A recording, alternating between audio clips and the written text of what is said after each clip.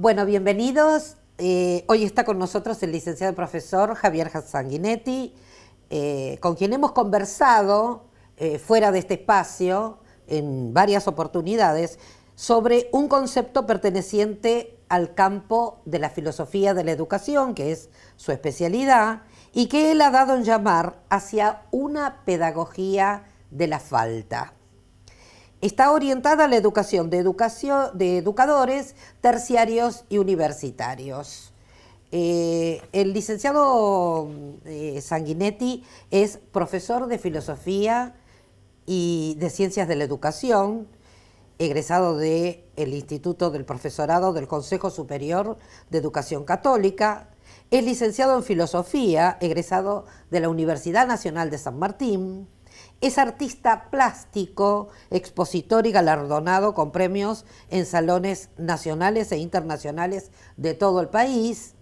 Es escritor de ensayos y libros de textos universitarios y terciarios y es director de Mediarte Estudios, que es el Centro de Investigación y Desarrollo dentro del campo de la filosofía del arte.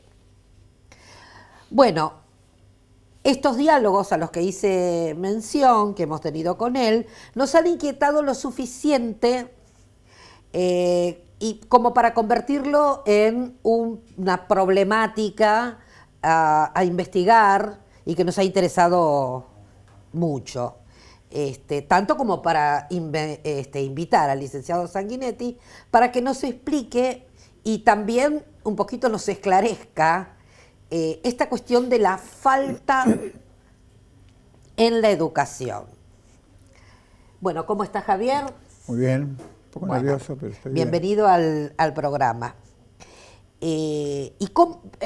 Primero quisiéramos empezar en cómo definirías la educación en la contemporaneidad. ¿Cómo la ves? Preguntón, es el infierno. La veo muy dialógica, o sea, la veo bien en el sentido de que ya no hay tanta esa carga de erudición que supone uno solo, que es el que está al frente de un aula. Lo veo como que hay más diálogo con el alumno. Estamos hablando de nivel terciario universitario, ¿no? Perfecto, sí. Por lo menos yo lo veo eso. Y yo lo ejercito hasta donde puedo también, ¿no? Fomento eso. Sí. Uh-huh. Y vos hablabas de algo en estas conversaciones que hemos tenido sobre la dimensión poética de los lenguajes, que es algo que vos querés mostrar como estrategia pedagógica, que debería estar incluida en toda la acción áulica. ¿A qué te referís con eso? Lo que ocurre es que la dimensión poética es una dimensión creadora en el fondo. Y con todo lo problemático que eso tiene, en el sentido de que ahí aparece la idea del diálogo de otra manera, ¿no? No es fácil entrar en un diálogo en relación con un acto creador, poético, poiesis, productividad, ¿no? Ajá. En general la idea de un docente que tiene un carácter así pedagógico, tiene un saber y se lo da a los alumnos y hace un esfuerzo para que se entienda, etc. Pero ya cuando entras en la dimensión poética de los lenguajes, ese diálogo se transforma realmente en una lucha, ¿no? por abrir juego y pensar públicamente, que a veces funciona muy bien y sirve y tiene carácter pedagógico, digamos. Y vos hablás, cuando hablas de dimensión poética y estás enunciando esta fundamentación, está incluido el estudiante. Claro. Alumno-estudiante es el Sí, que sí, forma sí. este Sí, diálogo creativo.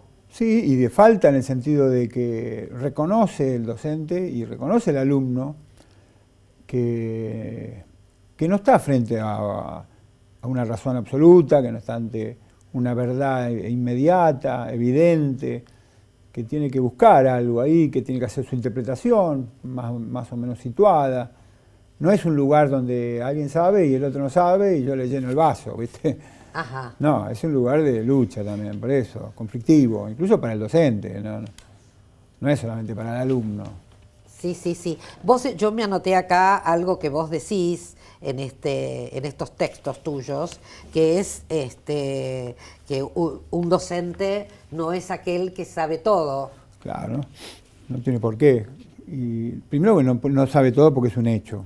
Ajá. Y Es un después hecho. Claro, es un hecho que no sabe todo. Pero Sí, el asunto sí. es cuando le hace creer a los chicos que sabe todo. Sí, Cuando en realidad crea una falta de saber en el otro, sí. es la clave para aprender, porque ahí aparece el deseo también. Un deseo casi sin objeto, no importa. Entonces el deseo de saber cómo se crea, y creando falta. O sea, el deseo en filosofía está asociado a la falta. Sí, en filosofía yo lo mezclo con el campo psicoanalítico también. Ajá. ¿Sí? Como la falta de goce también, ¿no? La falta de sentido. La falta de sentido es más filosófica, la falta de goce es más psicoanalítica. Psicoanalítica. Y entonces se cruza para mí. O sea, no podés ser feliz del todo, no podés saberlo todo. Entonces, si alguien se pone en un lugar tan autoritario, querer saberlo todo, se pone en un lugar demasiado lleno, ¿viste? Y el otro queda aislado. Si vos tenés todo y yo no tengo nada, no sé como que no se da un intervínculo pedagógico. Lo pedagógico tiene que ser también un lugar donde la falta esté jugando algún lugar, algún papel, ¿no? Donde vamos todos ahí, en esa falta, vamos a llenar eso, como podamos. Pero no obturar con un saber absoluto, con un supuesto saber. Por eso después también está todo el tema de la crítica, la creación. Cuando vos hablas de crítica, ¿te referís al discurso crítico docente? La teoría crítica, como aislada de otras formas de producción de sentido, como son la poética o son la comunicativa, qué sé yo, informativa. Yo tengo que tener información, obviamente, pero también tengo que tener una actitud poética, no solamente crítica. Y ahí hay todo un problema. ¿Cuál es la primera forma de producción de sentido? ¿La poética o la crítica? Lo que estamos discutiendo acá, en general y en otros lugares, es si la crítica por sí misma promueve sentido. O sea, criticar es, en el fondo, deconstruir algo, pero después hay que armar algo para poder seguir viviendo. El sentido tiene que estar, aunque no sea un sentido pleno, que haya una falta. Tiene que haber una falta, pero no tiene que estar obturado por el elemento crítico que finalmente cree que solamente criticando se avanza necesariamente. Eso es una idea que inventaron, digamos, Hegel y Marx, donde si hay crítica, hay una dimensión que después la supera y que viene tarde o temprano el saber absoluto. Entonces, como que criticando solamente ya se puede hacer muchísimo porque se deconstruye algo y va a venir algo mejor. No es muy discutible eso. Creer en esa linealidad necesaria de la historia de la humanidad es una ingenuidad hoy. Eso es muy moderno, no es contemporáneo. No hay sentido pleno. Lo que tiene que arrancar ahí. No hay dialéctica hacia un saber absoluto. Y entonces el docente también tiene que demostrar esa falta, la falta de saber. ¿Por qué no? Y esa falta de saber generaría la producción de sentido a través de la creación. Y sí, porque primero crea un deseo. Si vos lo sabés todo, ya está todo en algún lado. No está todo en algún lado. No estamos acá aprendiendo algo que está en algún lado. Estamos acá para hacernos preguntas. Preguntas que se han hecho otros, que algunos han contestado como pudieron, pero hay que deconstruir la idea de saber absoluto. Y que mucho más que está en una institución y en un sujeto encarnado. Eso es lo peor. Porque yo entonces me siento como que hay una fuente que tarde o temprano puedo beber en ella y empacharme, ¿no? Como la divinidad del docente. Claro, no. Claro. Si yo no le creo una falta al alumno, él algún día va a creer que sabe también. Que sabe mucho, entonces no va a estudiar más nada. O sea, tiene que haber un poco de goce, disfrutemos también de esto. No lleguemos solamente al saber absoluto. O no, tampoco seamos solamente críticos. ¿Desde dónde puedo yo ser crítico? ¿Hasta dónde puedo criticar algo sin poder crear algo? Después de construir, de destruir algo, porque lo criticaste, ¿cómo seguimos? ¿Tenés la capacidad de recrear el mundo? No. Si solamente sos crítico, dependés de las fallas de los otros, de los discursos que no andan bien, de los hechos que están obturados, que no han alcanzado su plenitud. Bueno, no sé, la crítica por sí misma no hace que evolucione el mundo. Esa es una cuestión. No digo que no se pueda poner a algún lado la crítica, sin duda, pero no es el lugar donde en general los críticos los veo. Vos en un momento de algunos de tus escritos decís hay que hacer un agujero en lo real. Claro. ¿Por qué sería eso? ¿A qué te referís? Es una metáfora, sí. Una metáfora, pero está vinculada con lo lacaniano también, con el mundo lacaniano, ¿sí? Lo real, para algunos, pensar el realismo en el sentido clásico, en filosófico, cree que, bueno, Dios creó el mundo, antes lo pensó, por lo tanto la realidad está de alguna manera completamente dada de manera inteligible. O sea, yo puedo acceder inteligiblemente a eso. Lo real, hacer un agujero en lo real, es la capacidad que yo tengo de reconocer que lo real se me presenta a mí de una determinada manera y no necesariamente tal como es. Y la idea de agujero es más bravo, porque Más el agujero, bravo. en el campo lacaniano, los agujeros son los lugares del goce, ¿no? Cuando vos decís se me presenta a mí de determinada manera, ¿te referís a la creación de una subjetividad? Y las cosas no se presentan, se te presentan a vos, se te presentan a un grupo, se te presentan a aquel, a una mujer, a un varón, no sé, a un homosexual. Es decir, Sí. la idea es que no están las cosas presentes, sino que se te presentan. Y eso quiere decir que hay una codeterminación. Nunca va a tener, justamente, la crítica cree en el saber absoluto en el fondo. Y que las cosas tarde o temprano se nos van a presentar tal como son. Qué conflicto, ¿no? Ahí con el campo educativo, porque es como Y que es el problemático, estudiante viene a esperar que le den Un saber. y que le digan un saber, Sí. las cosas como son. Un saber sabido. Sí, un por saber todos. sabio. Sí. ¿Y vos cómo decís, cómo definís la estrategia de la dimensión poética para implementarla? ¿Qué nos podés decir para poder...? Lo primero que hay que decir es que la dimensión poética es anterior a la crítica. A la crítica. Sí. Si vos no sabés inventar y crear, no puedes avanzar. La crítica viene después. La poética quiere decir, yo no tengo más remedio que crear porque no están dadas las cosas como un saber absoluto, como una perfección de algún tipo. Siempre hay subjetividad.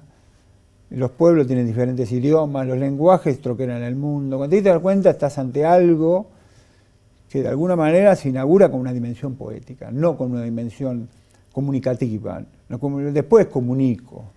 Ajá. Hay que detenerse primero en ese lugar desde donde a vos se te presentan las cosas. Y esa es una dimensión poética. Es decir, pensar que cualquier novedad dentro del mundo social, incluso en el campo universitario, de saberes y qué sé yo, es un lugar donde vos con el lenguaje abrís mundo. Si tenés siempre el mismo lenguaje, siempre se te abre el mismo mundo. Y nosotros sabemos muy bien que los mundos se agotan. Ya no podría decir yo que hay una forma de producción de sentido lineal que me va a llevar algún día al saber absoluto, a través de procesos dialécticos, como quieras llamarlo. No, yo me tengo que reconocer en falta constantemente y gracias a la dimensión poética del lenguaje, inaugurar una nueva relación constantemente con las cosas, con los otros, dejando ese margen, un margen que no tiene que ver ni con la crítica ni con el acto estrictamente comunicativo, porque el comunicativo sería, yo estoy frente a algo y yo tengo el lenguaje suficiente como para transmitirlo perfectamente en su ser. No tengo eso. Siempre hay subjetividad, intersubjetividad, situacionalidad. ¿Y cómo se articula, cómo convive esto que vos proponés con la educación como institución? Bueno, es lo más complicado, Claro. no es fácil hacerlo, sí, desde ya. Y en la educación implicaría que uno no se presenta como el sujeto del saber, no se presenta como el sujeto del saber, se presenta como un agente que está haciendo un esfuerzo para llegar a un acuerdo con su público, sea quien sea, para acceder en comunidad a un posible acercamiento a la verdad, situacional. Pero imagínate solamente un alumno que crea que yo tengo el saber absoluto, o que yo tengo un saber, y que soy el representante de ese saber. Como que queda un poco atado a lo que podríamos llamar una identificación fuertísima con el docente, de imitación, no sé, de reproducción. Sí. Y él no tiene ningún saber, entonces no puede crear nada. No, en un diálogo con un sujeto, hablando de cualquier tema, si te liberás de eso, te encontrás que el otro empieza a descubrir cosas, activa formas de pensar, de hablar, del asunto, ejemplos, no sé. Esa es la verdadera comunicación. Claro, como verdad. que lo dialógico. Lo dialógico. Pero claro. no hay diálogo si vos tenés el saber absoluto. Bueno, no hay diálogo si vos tenés el saber y estás tan seguro de lo que vas a decir. ¿Y cómo se implementa a nivel terciario, nivel universitario, por ahora proponer eso, ¿no? ¿Cómo se implementaría cuando hay un contenido que te rige de alguna manera tu presencia en el aula o en la carrera a distancia, rige y determina y fundamenta tu presencia como docente en ese espacio? ¿Qué hacemos con ese contenido? ¿Vos qué haces? ¿Lo agujereás? Yo hago lo que puedo primero, ¿no? Sí. Con eso, porque yo tengo también una tradición donde me enseñaron de determinada manera, ¿no? No, en principio uno tiene que reconocer que el saber que tiene viene de algún lado. Sí. Y que ese saber no necesariamente es un saber absoluto. No es un saber que ya está completamente legitimado. Pensá solamente que si yo hiciera una historia de cualquier disciplina, lo que me voy a encontrar es con fallas nada más, con faltas, con, ¿no? Algo que ha obturado y que ya no funciona más, etcétera, etcétera. Entonces, instalarlo ahí, hay que instalarlo dentro de un mundo donde la vida fluye, digamos, y las posibilidades de producir sentido no son absolutas. O sea, ponerse en un lugar un poco más humilde como docente, ¿no? O como sujeto del saber. Sí, no, ¿sabés qué estaba pensando? En que me hace pensar en las revisiones históricas, en donde hay hechos. San Martín cruzó los Andes y resulta que hay miles de posibilidades cognitivas de ese hecho, si es que puede ser un hecho, ¿no? A medida que avanzamos en el tiempo, no piensa lo mismo un historiador del momento que hoy sobre ese episodio. Y bueno, ahí está la dimensión poética y no la crítica solamente, justamente. Claro. O la informativa. Vos me decís, ¿qué información tengo sobre eso?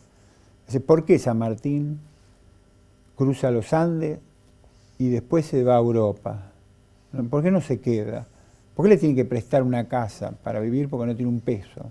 ¿Por qué el Belgrano se muere de hambre directamente? Si son nuestros héroes. Son preguntas terribles que uno tiene que hacerse y que no nos hacemos en general. No sé. Pero vos me preguntaste otra cosa también. A ver, ¿por dónde ibas? No, cosas que estoy pensando en la de la revisión histórica, porque vos decís que no todo es pensado igual a través de la historia. No se puede. Por eso no se puede pensar en un saber lineal histórico en el tiempo. Pero desde la postura docente, ¿cómo lo implementás? ¿Cómo implementás esta dimensión poética? La dimensión poética está al comienzo para mí simplemente porque más tarde o más temprano vos tenés que hacer sobre esos contenidos un acto de asunción de eso personal. La dimensión poética es un lugar productivo, creativo, que abre el juego de las interpretaciones, que justamente por eso mismo crea cierto vacío. Así, vos no le venís a decir, San Martín hizo esto, lo otro, lo más allá, y después hizo esto, lo otro, lo más allá. Venís a decir, qué raro lo que pasó con San Martín, pasó esto, después pasó aquello, y ¿por qué pasó aquello otro? Como que más bien creás un agujero. Claro, por eso yo digo agujerear. Creás algo y lo agujereás. Claro. Como diciéndote, ahora métanse ustedes, porque empiecen a pensar conmigo, a ver por qué pudo haber ocurrido eso. O sea, no como un... ¿no? Ahí está, la dimensión poética abre un montón de juegos de posibilidades como una metáfora. Si abrís una metáfora, después viene la metonimia.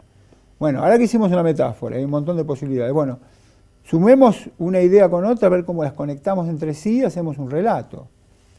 Y después llegás a la informativa perfecta, casi ponés como lógica y una estructuración lógica final. Pero eso va al final, no va al comienzo. O sea, o después hacemos un relato, vos hablás de esto, pregúntense, después hacemos un relato. Estoy pensando en una clase en donde el eje está puesto en la puesta en común, en la construcción colectiva, sí, de un saber que se hace de manera colectiva. Sí, pero atrás tenés toda una carga de lecturas y de libros y de reflexividad histórica que te hiciste cargo de eso. O sea, como docente te hiciste cargo, le proponés esto porque realmente vos como docente sentís que que uno no puede enseñar algo taxativamente, porque ha leído como loco y se da cuenta que hay una conflictividad en relación con todo eso. Claro. Por eso también el tema de los críticos o la crítica solamente me parece que es obsoleta si estás sola dentro de un contexto de educación. Criticar, finalmente tenés que crear algo, inventar algo. El asunto es que, porque si no, no tenés destino.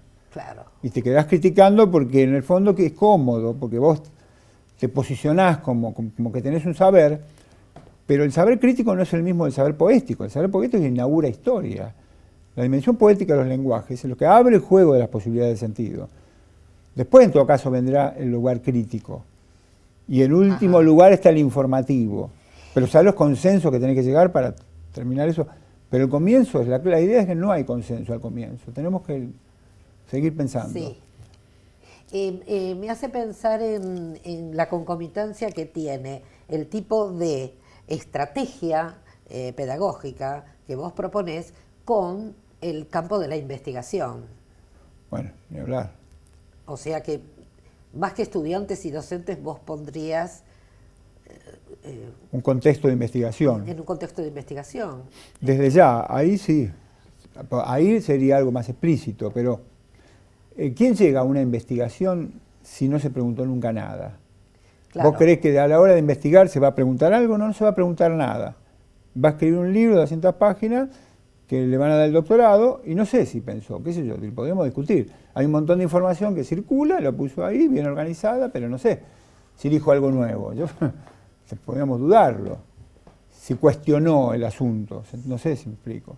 Sí, yo lo que quisiera es que por ahí vos definieras así concretamente, así porque estamos como rondando el tema, por lo nuevo, por lo novedoso, inquietante que vos proponés. ¿Qué propondrías? ¿Qué quieres demostrar realmente? Lo que yo quiero demostrar es que un docente no podría concebirse como tal hoy, y más terciario universitario, sí, si no pone en juego también sus dudas, si no pone en juego sus imposibilidades. Ajá. ¿Se entiende?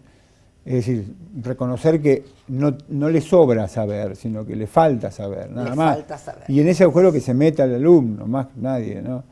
Es decir, es bastante, no sé si te tocó, pero a mí se me han impuesto discursos universitarios muy problemáticos, ¿sí? Por eso también hago esa diferencia entre la dimensión poética, la dimensión crítica y la informativa, que tiene que ir juntos, pero hay una jerarquía también, ¿no? Bueno, yo ahora te quiero preguntar algo con un concepto que vos tenés en tus escritos, pero me lo contestás después, que es cómo definís, cómo articulás el concepto de finitud, si es la que nosotros entendemos, con el campo educativo.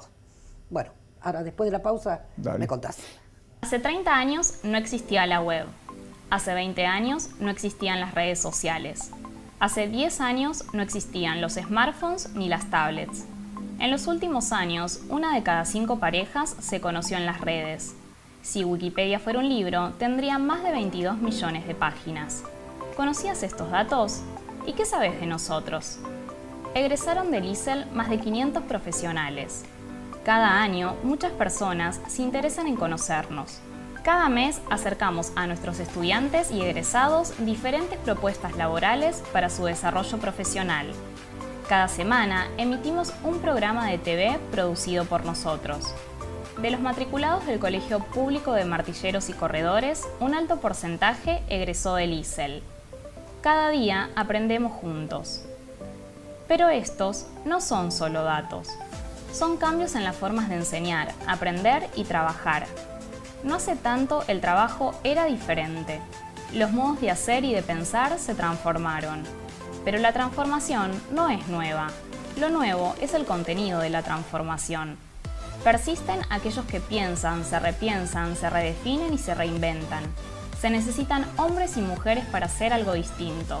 Se necesitan perfiles emprendedores, innovadores, creativos, capaces de pensar en los otros y con los otros y actuar de manera transparente. Marketing, recursos humanos, relaciones públicas, martillero y corredor público son las carreras que ofrecemos. La información está al alcance y producir conocimiento es tarea posible, apasionante y de todos.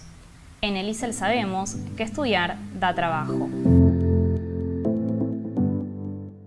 Claro, yo antes de la pausa lo que te proponía es que nos contaras un poquito cuál es la relación que haces entre el concepto de finitud y el campo educativo, porque está en tus textos.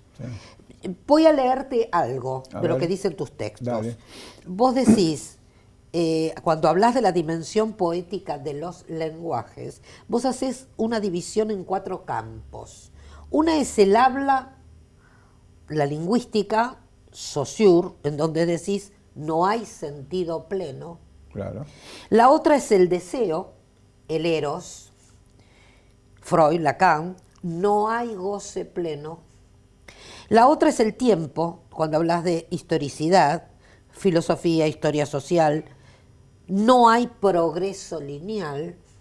Y cuando hablas de finitud, hablas de individuación, o sea, agregás ese campo, el de la finitud, y lo relacionás a la filosofía, y decís, no hay eternidad individual. Entonces, cuando hablas de finitud, ¿te referís a lo que todos compartimos como lo que define a la condición humana, que es la finitud? Esos 4 ítems son la clave de la idea de falta, como lugar constitutivo de la existencia humana, que yo creo que tiene que atravesar de manera más evidente los procesos didáctico-pedagógicos, digamos. Sí. A eso voy, ¿no?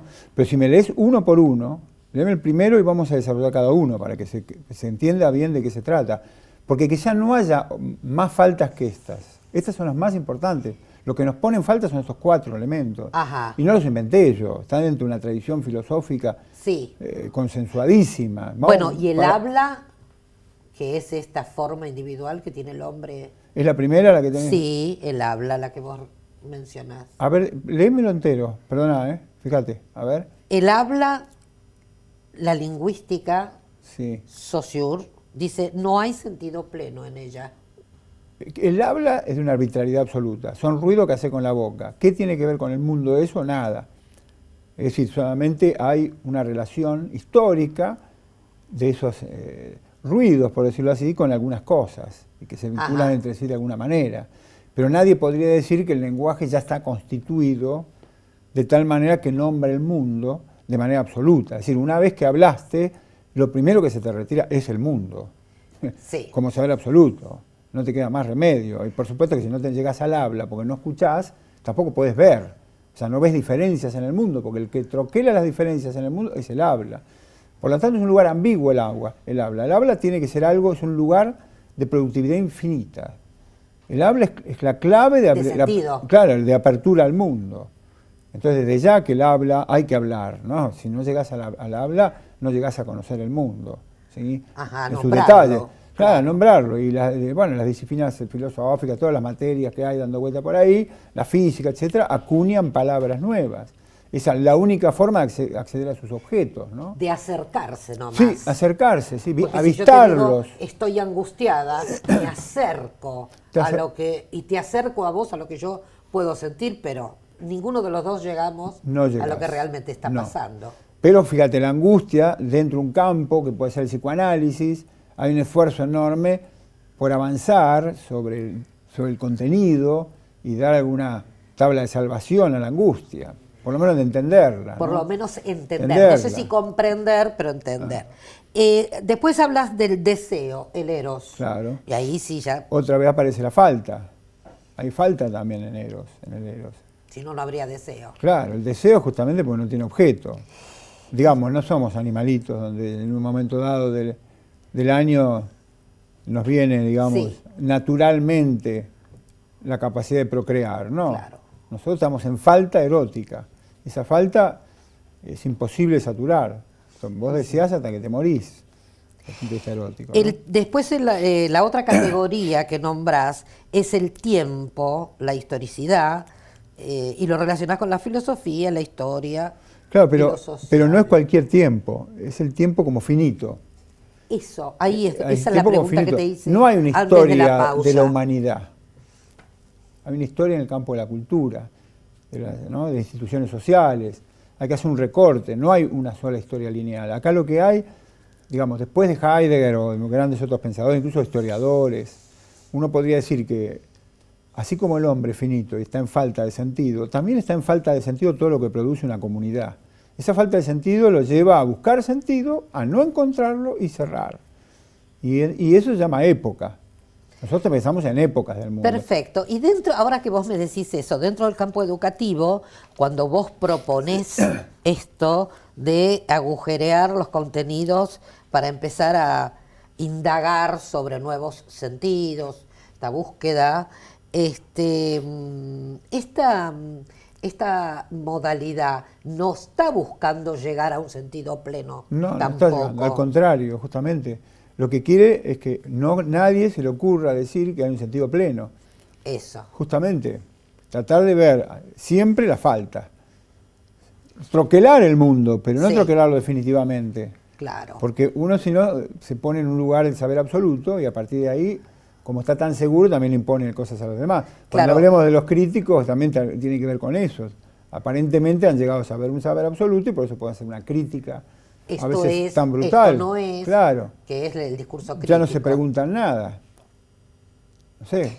El tema es que, y el peligro de la incertidumbre, de la sensación de incertidumbre, Y hay que soportarla primero, Porque así es. convivir con ella y buscar la verdad hasta donde se pueda. No sé qué decirte, sin ninguna circunstancia, ¿no? sabiendo que no hay un sentido pleno de esa verdad. Claro, porque si no enloquece uno, ¿no? Creo que uno tiene que reconocer que el goce pleno no lo va a alcanzar nunca. Y es perverso, cuando lo alcanza mata a alguien. Es perverso, ¿no? Ajá, No. sí. Es una barrera que si la pasaste, te deshumanizaste. Entonces hay que saber perdonar que el otro no te da todo lo que vos esperabas. Ni cuando te da de comer, ni cuando te lleva a la cama, ni cuando te lleva a un profesorado, ¿no? Y te enseñan ciertas cosas. La falta es constitutiva. Cuando vos hablás de el tema de la incertidumbre o cuando hablas de esto de no saberlo todo, ¿qué pasa con el qué enseñar y cómo enseñar? Que está en la institución educación, como ejes programáticos. ¿Cómo Sí. pensamos a partir? ¿O cómo lo pensás vos?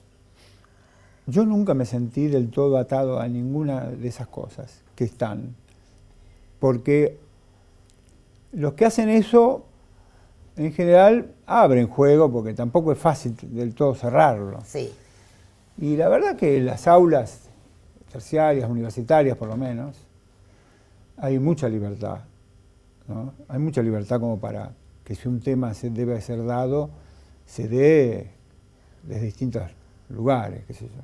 No sé qué decirte. No me sentí nunca acorralado, que tengo que enseñar algo de determinada manera que no creo que sea verdadero o que es falso, no. me sentí liberado a hablar de esas cosas desde, por supuesto, citas y erudiciones. ¿Y el cómo elegir. enseñar? Al cómo ya es el elemento pedagógico. Y el cómo es un problema que estamos también debatiendo Es el que acá. estamos debatiendo Sí, acá. cómo hacerlo. Y acá lo único hay miles de formas del cómo, ¿no? Pero acá solamente quiero poner un acento en algo que no es como si vos no supieras todo. Sí. Es como si no supieras todo, porque no sabés todo. Sí. Y esa falta no es algo que es un problema, al contrario, eso suma una posibilidad de diálogo, un ingreso a la contemporaneidad como forma de ser y de pensar, ¿sí? Por eso estoy ahí en una actitud también de poner a la crítica en un lugar intermedio, ¿no? Si vamos a ser críticos, pero lo crítico tiene que estar vinculado con algunas otras cosas, porque el crítico está en un lugar de saber absoluto a veces. ¿Cómo es que criticás? ¿Y por qué crees que al criticar eso va a mejorar? Podemos discutirlo, ahí necesitas otra experticia. Es la poética, la dimensión poética de los lenguajes hace que vos no solamente critiques, sino además puedas ir más lejos. ¿Qué es lo que hace como mecanismo que un sujeto crea que al hacer un acto crítico frente a un discurso, la cosa va a mejorar? ¿Se entiende la pregunta? Sí, al menos sí, se es entiende. bastante complicado. Vos en otro lugar decís algo muy ligado a eso, que es el tema de enseñar a percibir, que es un poco la deuda de la educación, decís vos. Esto de enseñar a percibir. De la falta que estamos hablando en última instancia, no es de una falta de conocimiento, por ejemplo, que yo podría en algún momento saturar, ¿no? Reconocer, o pensar, o lograr el saber absoluto, sino que en todo acto pedagógico, la falta, digamos que nos debe conmover como tal, como un lugar de ausencia, como un lugar obturado por la inteligencia humana, como un lugar retirado al saber absoluto, ¿sí? Y ese es el lugar en donde yo incluso podríamos decir me conecto con el otro, y donde el otro en principio podría reconocer también que estamos en falta y que tenemos que hacer algo para orientarnos hacia algún destino, pero sin creer en que estamos en un proceso dialéctico inevitable hacia el saber absoluto, hacia el gozo pleno. Porque eso es lo que termina en lo que podemos llamar, no sé, en obturar un vínculo, en castigar al otro porque no me da lo que espero. ¿Se entiende la idea? Como Sí. que la falta tiene que acompañarnos mientras llegamos a un acuerdo con el alumno sobre un saber. Entonces, cuando vos decís, hay también que enseñar ¿a percibir qué? La falta. No solamente lo que digo como algo verdadero, histórico, que está vinculado con algunos libros, algunas autoridades. ¿Sí? No, el sujeto ese también está en falta. Localizar en un sujeto que es un investigador, un físico, lo que sea, ni hablar un filósofo o un psicoanalista, que la falta es lo que le constituyó y lo hizo posible que se pusiera a estudiar como loco, entre paréntesis, y a enseñar y a crear una institución. Es la falta lo que está ahí. O sea, que vos entonces a tus estudiantes les propondrías que empiecen a percibir, por ejemplo, en un discurso histórico, digo histórico porque los hechos como que están dados y pareciera que son inamovibles. Entonces vos dirías, bueno, empecemos a percibir la falta de en sentido. el cruce de los Andes. La falta, ¿dónde habría falta de sentido? Donde hay falta de sentido, sí. No solamente donde hay sentido, sino también donde no hay sentido. El corte lo hace el mismo docente, que lo reconoce, porque el tema está que el docente está siempre en un lugar en donde no puede reconocer que le falta. Le falta saber, le falta experiencia, no puede reconocerlo, no. Hay que reconocerlo, que nos equivocamos, ¿se entiende? Y entonces llegás a un lugar diferente de diálogo. ¿Y qué propones como, como estrategia pedagógica para educar educadores de terciario y de universitarios, como para orientarlos a que apunten a esto que vos proponés? Desde ya que los contenidos lo tienen que saber, ¿no? Sí. Vamos a pasar a otro tema. Los contenidos lo tienen que saber. El asunto es cuando uno sabe algo, quizá no sepa enseñarlo, ¿sí? Entonces, bueno, escribí un libro, podríamos decir, pero no te enfrentes al alumno. directamente. O sea, el acto pedagógico es un acto que merece unos saberes, unas prácticas diferentes al puro saber. Yo he tenido gente delante mío como docentes que tenía unas obras maravillosas y leerlas era realmente muy gozoso. Pero a la hora de hacer un acto pedagógico en clase eran un desastre. ¿Entendés? Terminábamos hablando entre nosotros los alumnos, porque no cuajaba algo ahí. El acto pedagógico es un acto que de alguna manera se construye con el público y merece un saber también, es un saber práctico si querés, ¿sí? Entonces, yo leo para saber cosas, pero alguna vez me formé, y me formé con gente, y hay gente que realmente me marcó para que yo pueda ser un buen docente, porque hizo un acto pedagógico, Sí. no solamente un acto de saber. Yo sé que saben, porque además tienen un libro así sobre Hegel en alemán.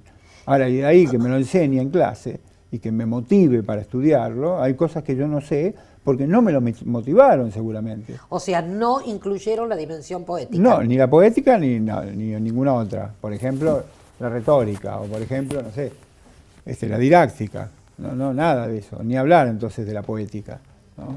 Ni la falta, ¿no? Ese sujeto tenía el saber absoluto y no sabía cómo transmitirlo. Entonces esa gente lo que tiene que hacer es escribir.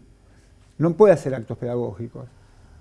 Porque que le leemos los libros, pero no, ¿se entiende? Se enfrenta Claro. a un público sin poder seducir y hacer que nosotros deseemos esos contenidos que él maneja, que él sabe. No sé si... Ajá. Sí. Me ha pasado. No, fuerte, me interesó mucho esto que vos decís, es la falta en ser y en saber y en el goce, que hay que también que enseñar a percibir. Y claro, bueno. Que en realidad... El otro más que tiene saber percibir- absoluto, está así, y dice, ven a leer mi libro, te dice. No sé. Claro, más que enseñar a percibir el contenido, enseñar a percibir La falta- el sentido o la falta de sentido que de todavía esos hay. contenidos. Y sí, porque si no lo que haces es reproducir lo que ya hay. Claro. No horadás lo dicho, Claro. lo hecho ya. Y eso a veces no se hace porque se tiene miedo de crear en el alumno una condición por la cual el sujeto hay algo que no sabe, entonces no es buen docente o no es buen investigador. Claro. No hay problema con eso. Un buen alumno se da cuenta que el tipo sabe, que sabe enseñarlo e incluso es capaz de mostrar, desnudarse y decir, esto no lo sé. Ahora, ahí se mete el alumno, tu falta de saber se mete el alumno, ingresa en un lugar de producción de sentido.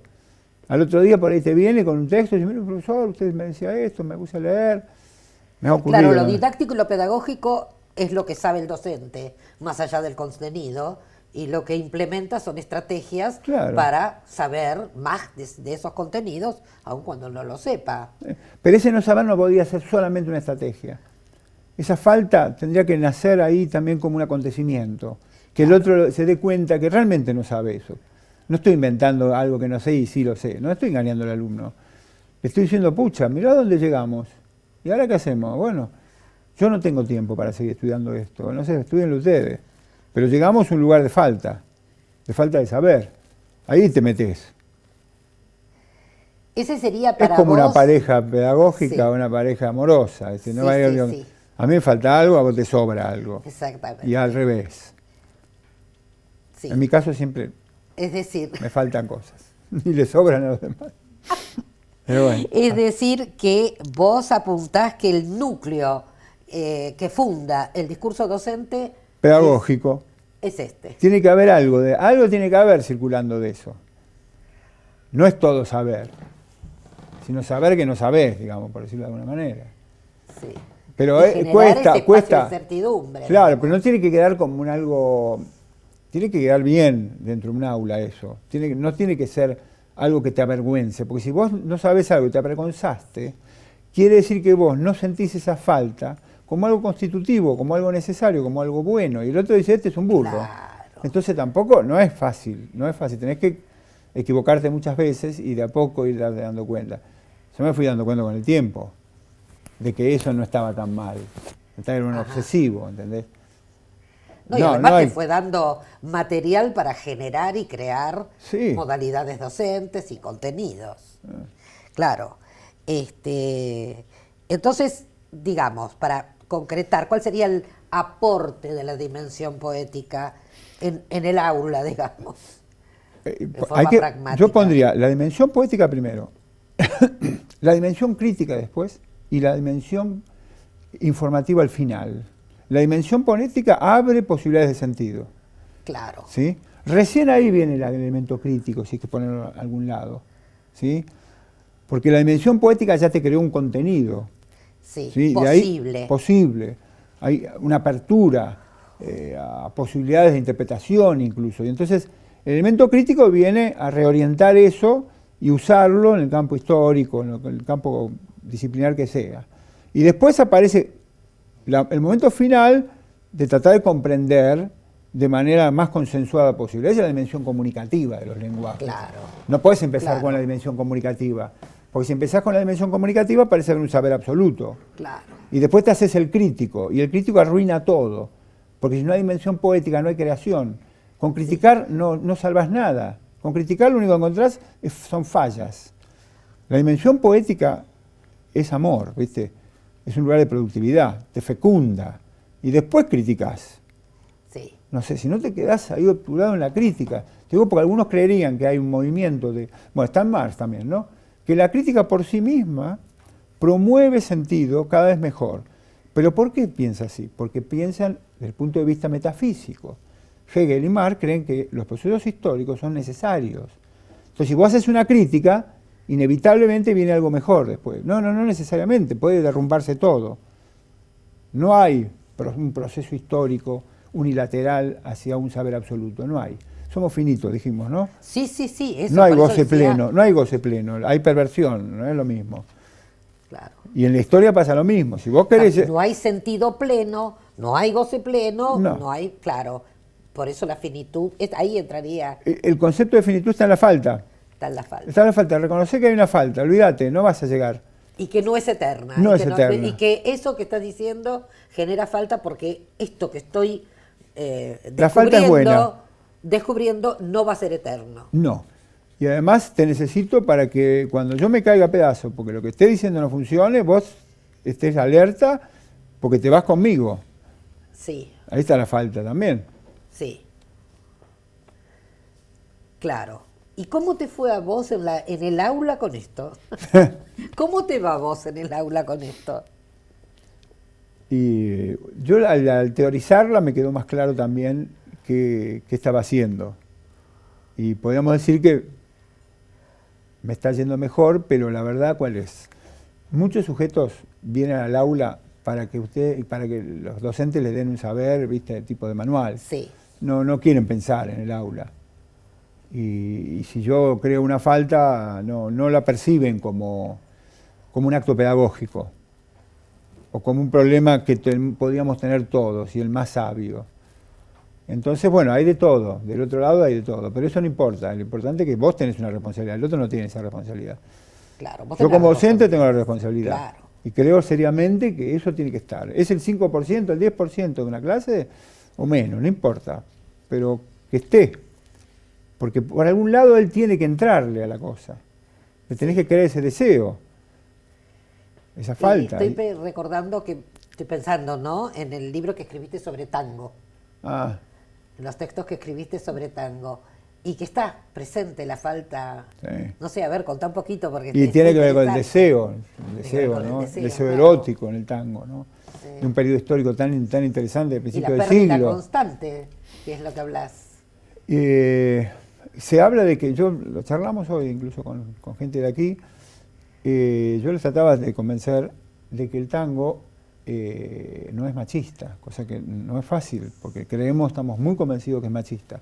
Dentro del tango lo que queda más machista, si querés, es la danza, porque el varón está en un lugar muy particular, ¿no? De revolear a la mujer, pero la mujer hace unos firuletes de locos, por los cuales se luce ella sola, así que el varón está dejando también que sea ella la que promueva el sentido por excelencia, ¿no? Sí.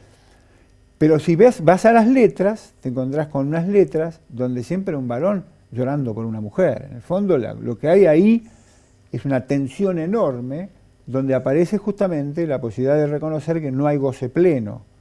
De ese hombre que incluso tiene una prostituta como amante y no quiere que sea prostituta, quiere casarse con ella, quiere llevársele el prostíbulo. no quiere tener sexo, quiere tener amor. Entonces quiere ir un paso más. Y ahí otra vez aparece la falta, ¿no? La falta como un lugar en donde el goce pleno es imposible a no ser que la termine matando a la mujer. Y además que siempre la pérdida, ¿no? Sí. Que da sentido a esa falta, porque la mujer no termina nunca de ser prostituta. No, claro. Como mano a mano. Además hay una institución infernal atrás. Claro. Es una cuestión, está metido el Estado, la policía, todo el mundo está metido atrás de eso. Bueno, esto del tango me parece interesante porque vos sabés que no es